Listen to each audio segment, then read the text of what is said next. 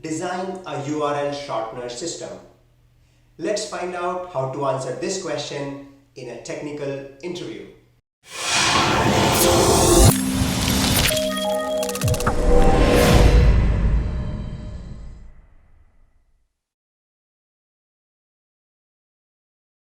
To begin with, you can ask the interviewer if you are designing a web page or just an API. I think it makes more sense to have an API or service with just two main endpoints. The first endpoint will take the input of long URL and will return you a short URL. Whereas the second endpoint will take the input of the short URL and will return you the corresponding long URL. Since it's a system design question, it's very open-ended. As a candidate, you need to ask a lot of questions and have a good discussion about various approaches you can take as well as the scope of the system that you both are designing as part of this question. Furthermore, as a candidate, if you are able to discuss the architecture of pre-existing systems like bit.ly, tinyURL, these will be a plus point for you during the interview. Coming back to our system design, other than the core functionality of generating the short URL and then returning the corresponding long URL based on the short URL, you can have a lot of other extra features. For example, you can allow the user to pick the short URL, or you can make the short URLs expire after some time. For all those extra or secondary features, you can certainly have discussion with the interviewer during the interview. But you need to keep in mind that the focus here should be on two main things. First is the core functionality and second is the scalability. Coming back to the core functionality, how will you implement the first endpoint which takes the input of long URL and generates a short URL and returns it back to you? To understand how our short URL will be generated, we first need to figure out how our short URL will look like. What all are the acceptable characters in our short URL? We can include all the small letters A to Z, all the capital letters A to Z, and the digits 0 to 9 in our short URL. Whether we want to include the special characters or not, again, you can have a discussion with the interviewer whether you want to include them or not. In the real world, there are certain special characters that are allowed in the URLs, like dash, dot, etc. There are certain other special characters which are completely not allowed. For example, spaces or backslash. And then you have certain reserved characters like question mark, forward slash, etc. We should not include these special reserved characters in the URL because they are interpreted differently. It's perfectly acceptable to mention that you don't know about all these special characters on top of your head, and you can look it up on Google, on Stack Overflow, or the actual RFC itself for the list of the allowed special characters in the URL. For simplicity, let's stick to our 10 digits of 0 to 9, our 26 small letters A to Z, and then 26 capital letters A to Z for a total of 62 characters. The next point of discussion will be what will be the length of the short URL. The length of the short URL will be dependent upon how many short URLs is your system expected to generate or store. Again, discuss it with your interviewer on what should be the length. If your short URL length is 5, then you can have 62 raised to the power 5 unique possible combinations. Similarly, if your short URL length is 6 or 7, then you will have 62 raised to the power 6 or 62 raised to the power 7 unique possible combinations. 62 raised to the power 7 is equal to a few trillions.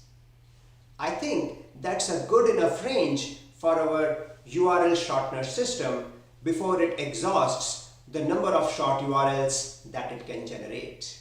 Once we have decided how our short URL will look like, let's come back to the main question of generating the short URL based on the long URL.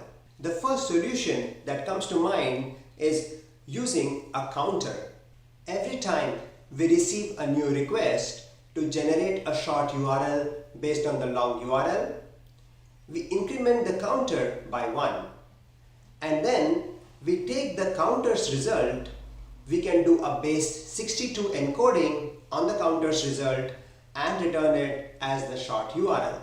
To help you understand what I mean by base 62 encoding, let me show you an example. Suppose you have this number 786 and you want to convert it to binary. What is the process that you follow? You repeatedly divide the quotient by 2 and keep track of the remainder. The first time we divide 786 by 2, we get the quotient as 393 and the remainder as 0. So we keep track of the 0 in the resultant binary. Next, we divide 393 by 2. The quotient is 196 and the remainder is 1. So we append 1 to the binary result set. Next, we divide 196 by 2. We get the quotient as 98 and the remainder as 0. So we append 0 to our result set. And we keep repeating this process of dividing and keeping track of the remainder. I'm sure you get the idea. So the final resultant binary number looks something like this. Converting a decimal number to a binary number is actually a type of encoding called base 2 encoding. It's called base 2 because everything is represented as either 0 or 1. These are the only two acceptable characters in the binary system. Similarly, for base 62 encoding, we have 62 acceptable characters. Let's try to put a number in front of each of those acceptable characters. Suppose our digits 0 to 9 are represented by numbers 0 to 9. Our small characters A to Z are represented by from numbers 10 to 35. And then capital letters, capital A to capital Z, are represented by numbers 36 to 61. Let's convert the same number 786 to base 62 encoding this time. So we will have to repeatedly divide the number by 62. When we first divide 786 by 62, our remainder is 42. As we discussed earlier, the number 42 will be in the range of capital letters A to Z. If we go by count one by one, we will find out that 42 is capital G. Next, we take the quotient 12 and divide it by 62. This time, our remainder will be 12 itself. The number 12 in our representation will correspond to the small character C. So in this case, the short URL that is generated for us will be small c followed by capital G. Since our generated short URL is shorter than 7 characters, we can either append zeros in front of it or we can leave it like this and make sure that our algorithm handles it properly. One of the concern with the counter-based approach can be that your generated short URL can be predictable. This may or may not be of concern to the interviewer. You can always bring it up and have a good discussion about this as well. There are two possible ways that I can think of right now with which we can make this more unpredictable. We can either have a random number generator and just append a few more bits to the generated short URL from the random number. This will increase the size of the short URL, but definitely make it unpredictable. The second approach can be that instead of incrementing the counter by 1, we can use the random number generator to return us a number for which we will do the base 62 encoding.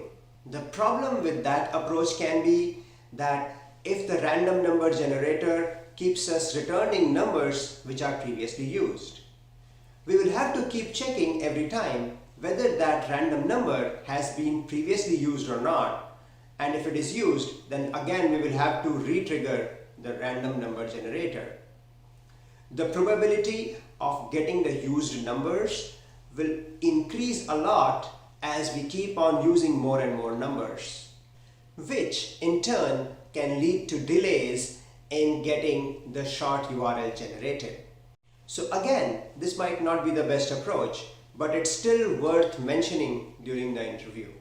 Next, let's talk about another approach for generating the short URL from the long URL.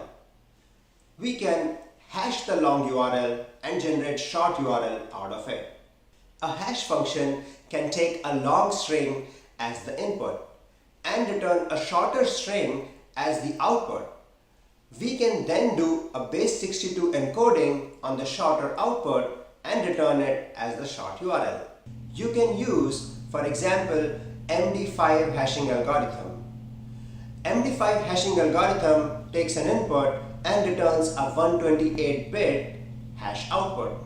When you do base 62 encoding on the 128-bit hash value, then your result will be 21 characters long. Out of those 21 characters, your algorithm can choose either the first 7 or last 7 characters as your short URL output. The problem with that approach can be hash collision.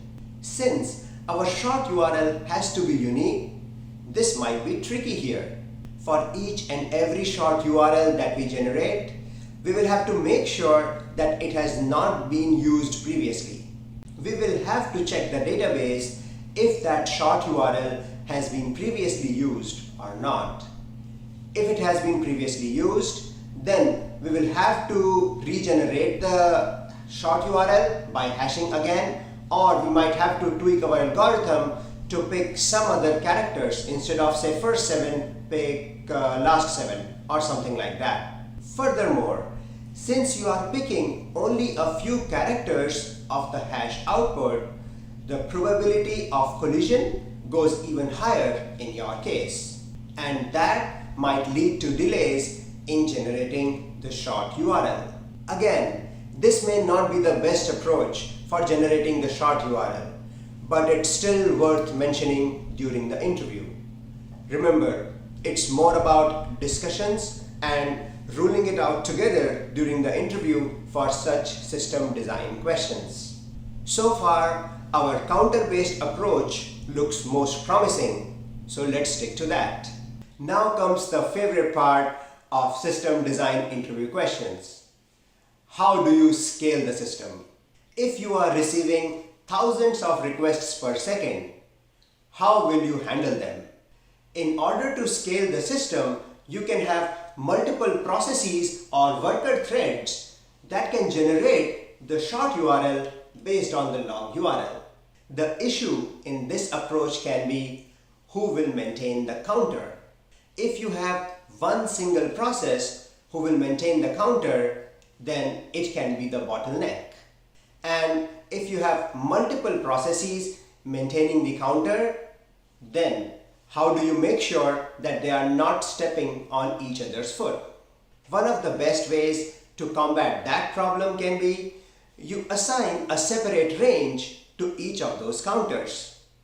Let's say counter 1's range is 1 to 1 million. Then counter 2's range is from 1,000,001 to 2 million.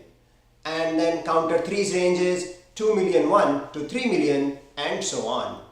That way you can make sure that all your counter processes are independent of each other and they are not generating the same number, since every one of them has a separate range. And then you can have a coordination service like this, which can take care of assigning the ranges to each of those counter workers.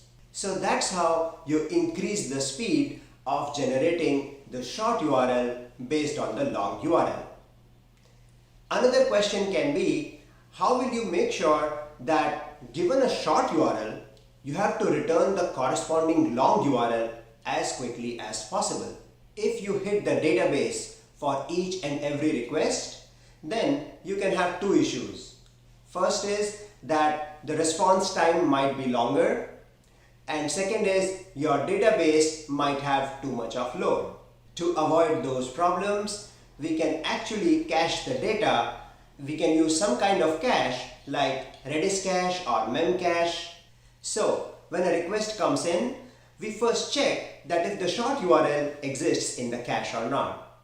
If it does, then bingo, we can return the corresponding long URL from the cache itself.